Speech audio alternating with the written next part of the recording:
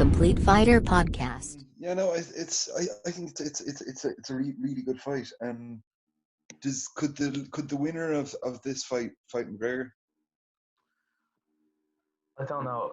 I mean, the funny thing about Conor McGregor is now his whole, I suppose, publicity campaign around this pandemic at the minute. He's actually probably, somebody made a point to me the other day, he's actually probably walked himself into a situation now where he can't actually fight for the rest of the year. So that's a really good point. Yeah, by trying to be this example, and trying to drum up decent publicity for himself by telling everybody to stay at home. As the year goes on, people are going to gradually, especially in the UFC when they have to be paid, guys are just going to travel anyway.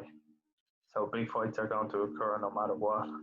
And I think McGregor has to.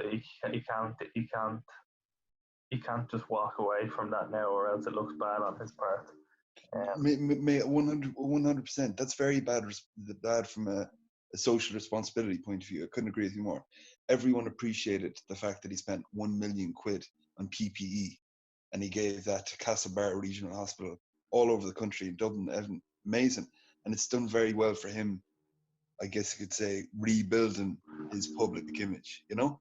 But the thing is like, he is also, in my view, you might disagree with this, I think he's too big a star to fight behind closed doors. One thing I will say that's probably in his favour though to fight behind closed doors is that he'd be his contracts now obviously for every fight he does involve a cut of the pay-per-view money. So I mean, to be honest, I like with America opening up now by the end of the summer, I would say fans will probably be back in arenas anyway. So I don't think there's much. I don't think there's any sign of a fight behind closed doors for him anyway anytime soon.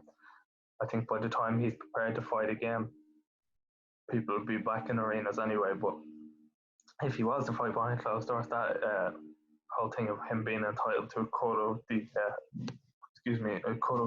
pay-per-view money might be an incentive. But do you think if he's kind of stranded here, do you think there is any way he fights UFC Dublin? Do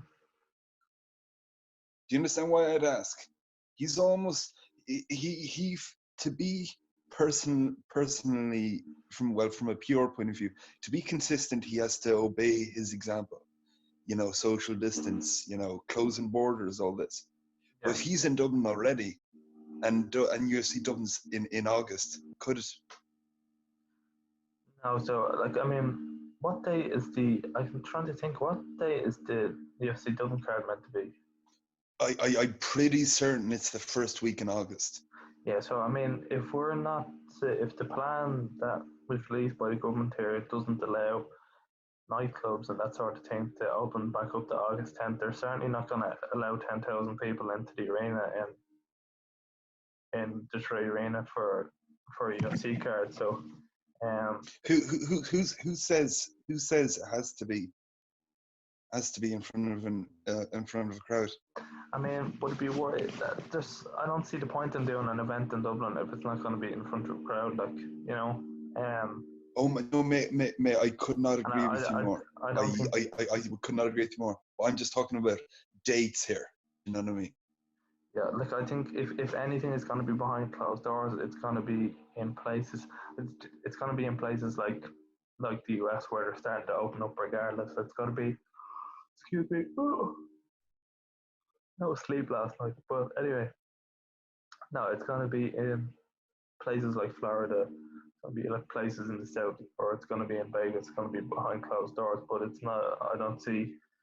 And if something is behind closed doors, it's in their interest to have it on US time. So they're not going to have it in Dublin behind closed doors. No way.